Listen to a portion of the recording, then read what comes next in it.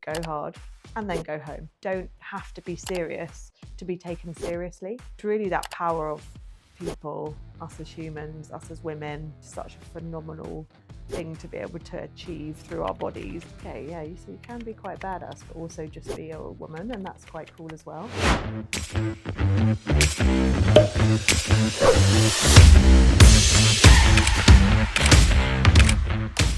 That's probably the starting point. So yeah, I'm the youngest of 9, which has brought me up to always know how to fight to be heard, which is a real like superpower, I think, over time. Although when I was younger, I probably didn't think of it like that. And also kind of that ability to observe other people and how they go about things and do things, and then take from them the things that I like and actually feel confident enough to leave behind the things that actually don't really resonate with me. I've got 2 brothers who are very business minded and very orientated around kind of their main goal is around making money, which totally kind of relates to me in some aspects. And then my sisters are much more left leaning, much more into sort of charity working and thinking more broadly about the world and how we approach it. And so I think I grew up with those 2 influences and effectively have taken a little bit of both into my life. So I think that was an early shaping moment, like that ability to listen and learn. And I think some other moments have been also to do with role modeling, really. So when I first really enjoyed one of my jobs, it was working with a client at Marks and Spencer's, and my manager there was just this amazing, quite badass woman who was incredible at her job, and you could see that she was, because walking around the floors with her in the M&S headquarters, everyone would respect her, and when we're going to a meeting, she would be phenomenal. But at the same time, she was really feminine, and she would look really nice for work, and she would kind of do lots of things that were just really authentically herself. So I remember just thinking, okay, yeah, so you can be quite badass, but also just be a woman, and that's quite cool as well. But on the flip of that, she also was one of the people who gave me some really early feedback that it really made me stop and think. And it was something along the lines of, you're great, you're great, you're great, but the thing that you should improve on is you can sometimes appear quite ditzy and you joke around too much. And I was quite young at the time, I think in my early 20s. And I remember just taking a step back and being like, oh, what does she mean by that? And I had really like dyed blonde hair, more dyed than I am now. And I remember thinking, oh, is it because I'm sort of acting a bit blonde? And that's sort of how she described it to me. Or is it because I'm sort of being too silly within meetings, whatever it was? And it took me a long time to really unpick what she meant by it through my own kind of interpretation. But effectively, she was sort of saying, don't joke around too much. But the way I'd interpret it as being about my appearance, or, I'd gone through these crises of, should I dye my hair to be less blonde, as it were, as she called it? And I was like, no, like that's actually a part of me and a part of what I want to retain in how I work with people, like that ability to, yes, work really hard, but also have some playfulness in work and have fun. So yeah, that took me quite a long time though. If you think of like quite an impressionable young person, and I really looked up to her, and then it wasn't that she was wrong, it's just I needed to listen to what she said and then take from it the bits that actually were going to give me something in terms of my own authentic leadership style. So I think that was like an early journey to really shaping my own authentic way of doing things. But like overarching, I think one of the things that I've always done through my leadership style is listen, watch other people, and then take from people the things that I really love and try and kind of bring that into my own way of working a little bit. So I suppose it leads on from those early moments that we described. And I was really lucky enough to get some coaching when I first moved into a leadership position at the company I'm at now. And we had this incredible coach, and she was a coach, part psychologist. And she really led me on a sort of discovery journey to unpack all of the values that I had intrinsically as sort of how I worked and operated, and then raised up all of the insecurities I had, all the things that I was worried about. And one thing that also always would come to the fore is, you could call it imposter syndrome, I suppose, but I had a bit of a paranoia about, oh, people just see me as this like, enthusiastic person who turns up a bit like a puppy dog, and I'm like, oh, hi, lovely to meet you. And I was like, I really need to dial that down to bring more gravitas to the point earlier. And what she made me realize is that's not what I need to do at all. Actually, that ability to connect with people in that way is part of my superpower.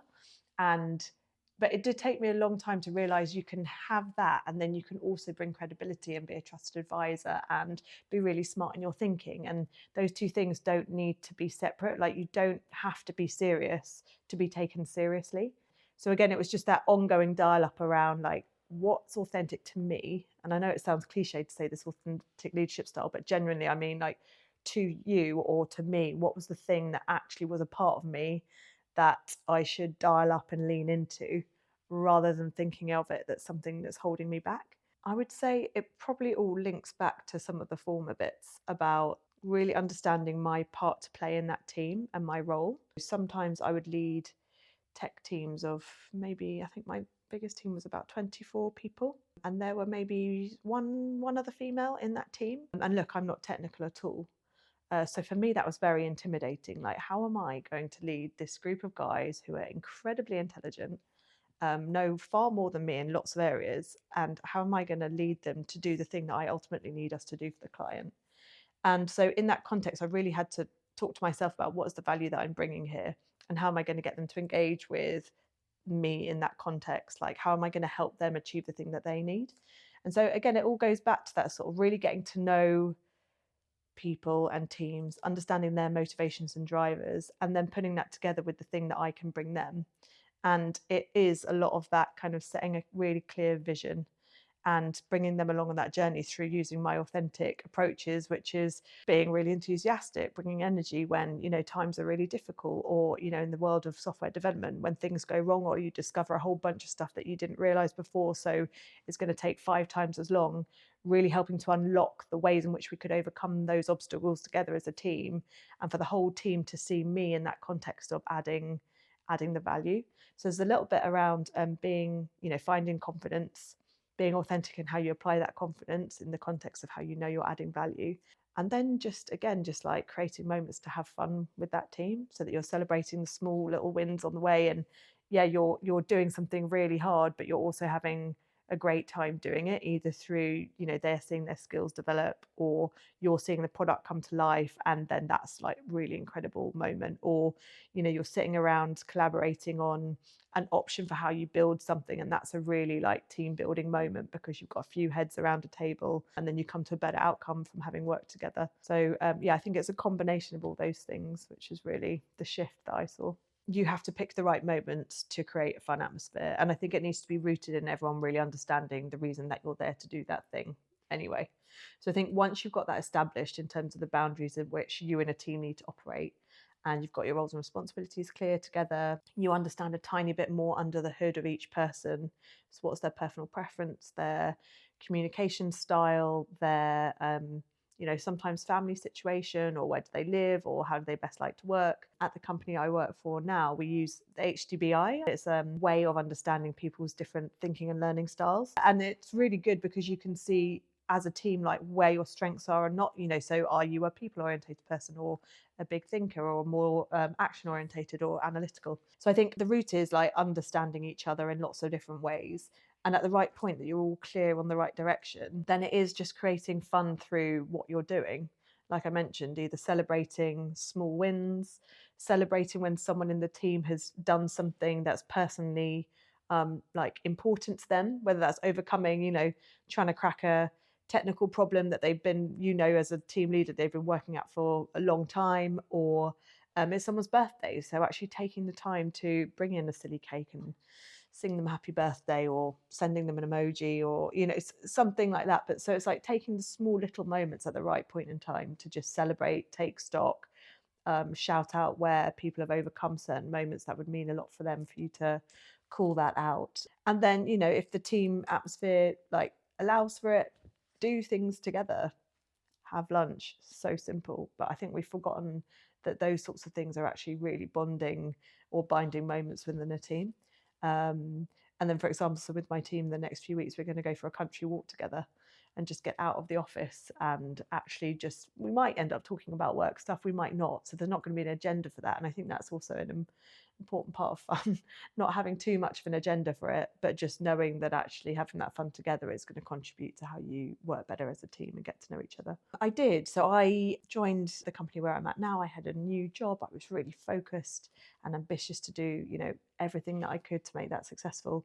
And my husband got a diagnosis, which meant we were suddenly propelled into this, oh my goodness, you need to have a baby like really quite soon if you want to try and have one at all. I think one of the important things to note here was that I've always been clear that I wanted a baby.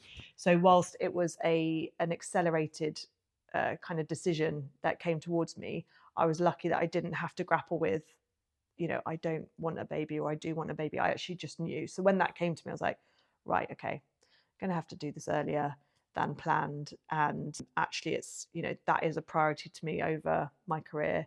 But I think one of the reasons I hadn't wanted to have a baby anytime sooner was A, I wasn't actually married yet. And B, I thought that having a baby would impact my ambition and my career. So fundamentally, I just thought, do your career first and then have kids.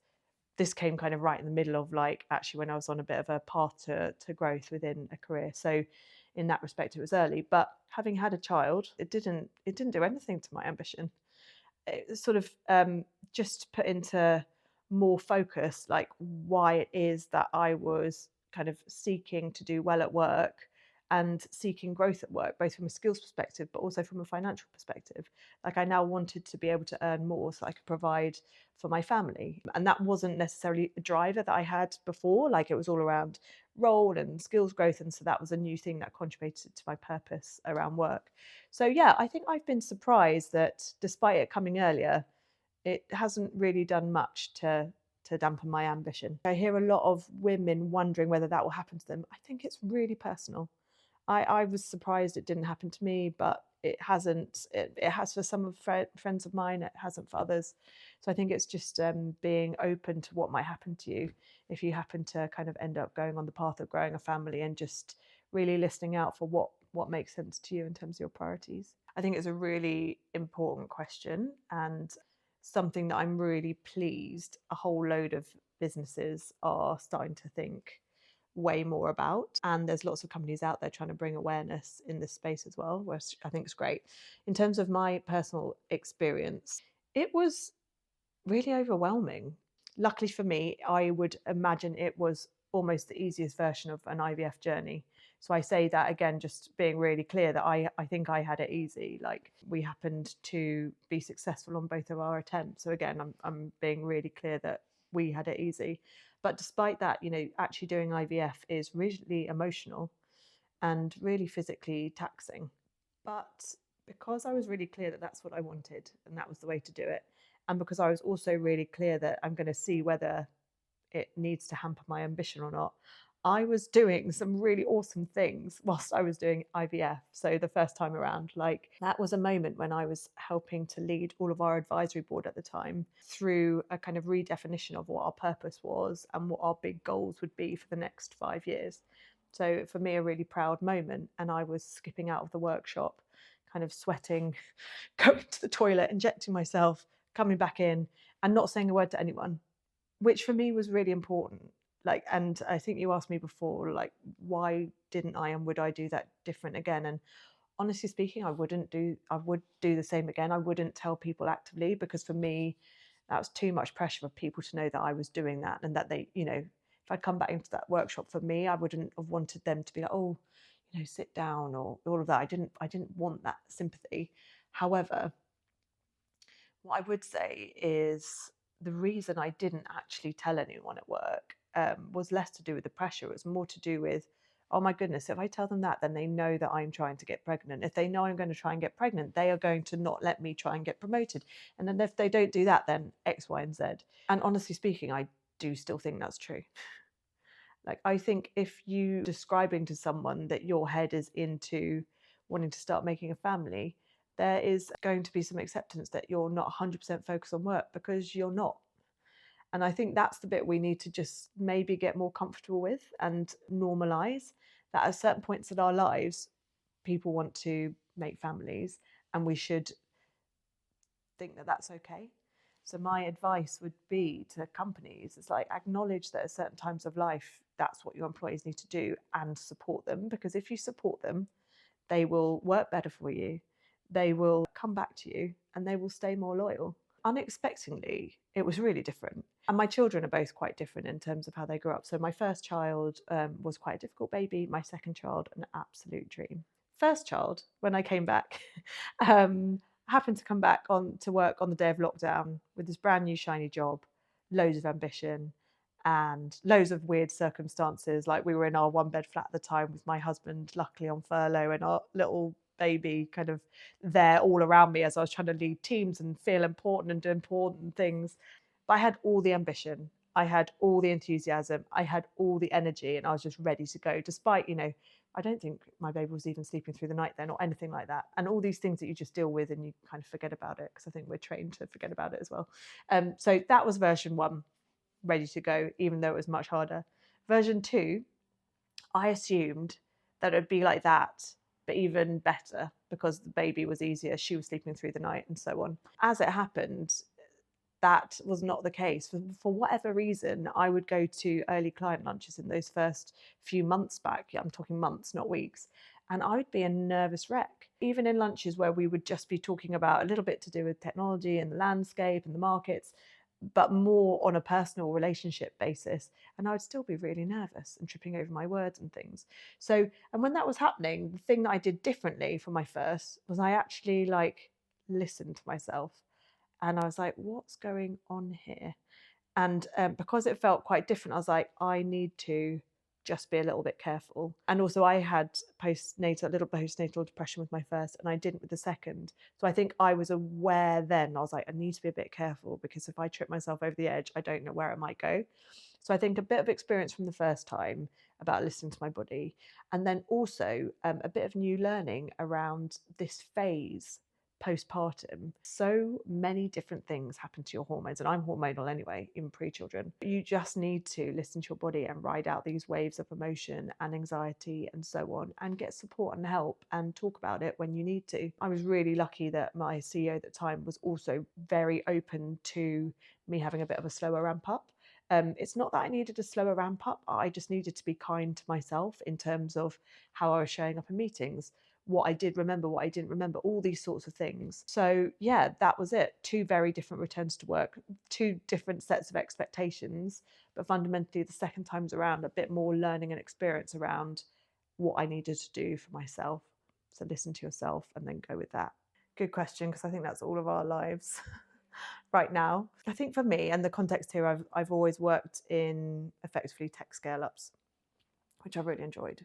I really love that feeling of being in a place which is growing and everything is changing and you need to adapt, and you go from being very scrappy culture through to maturing the way that you do things over time and scaling those things. So I actually love that environment. But I think the first thing is boundaries. And we hear that word quite often. So boundaries for me are around, again, based on your personal needs, being really clear about what you will and won't accept. And I think those boundaries change over time. So my second bit would be around picking your moments.